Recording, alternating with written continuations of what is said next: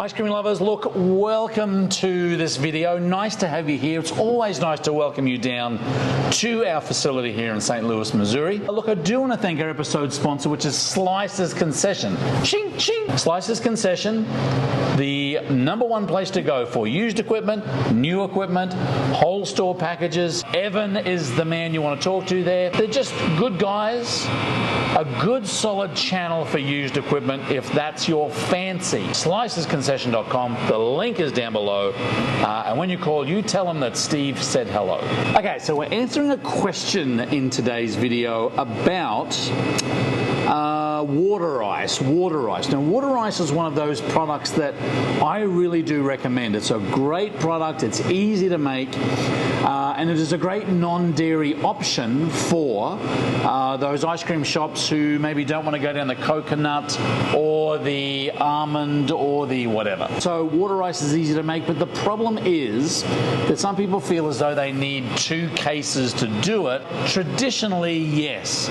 If you wanted to do water ice and really do it well, water ice is typically held a little bit warmer than most other products. You can put it in the regular case, but you've got to keep an eye on it, because what you'll sometimes find is that the ice and the actual liquid flavor are going to separate. So here's an example of what I'm talking about. We made this sour cherry water ice. You can kind of see that the solid ice product, the icy product, is kind of separated a little bit. I've used some scoops in here. What we found is it separates out, and it's a bit of an issue only because you want a consistent product. So whether you're putting this in a cup, most people don't put it on a cone, is just make sure that, again, see how it's kind of soft here on the top? There's a lot of liquid, but you can basically just stir this up a little bit.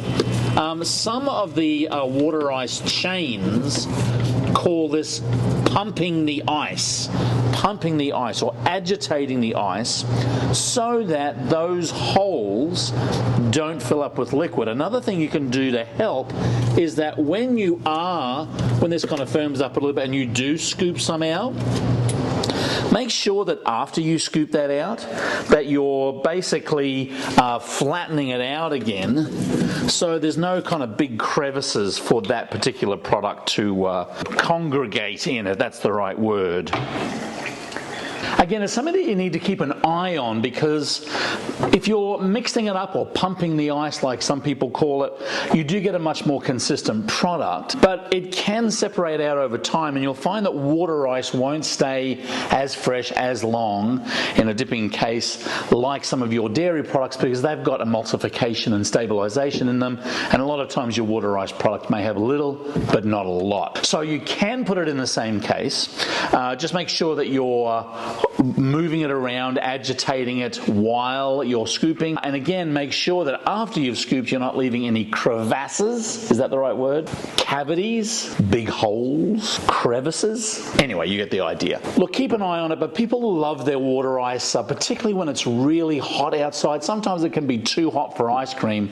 The beauty of a water ice, again, non-dairy, beautiful, crisp, clean taste, washes off the tongue, a great product as long as you're managing it carefully. Again, thank you to our episode sponsor, Slice's Concession. Look, if you have a question, a problem, a concern about the ice cream business, hey, we're here for you. You can leave a comment down below, or you can reach out to us, info@scoopschool.com. And look, that's about it for this episode.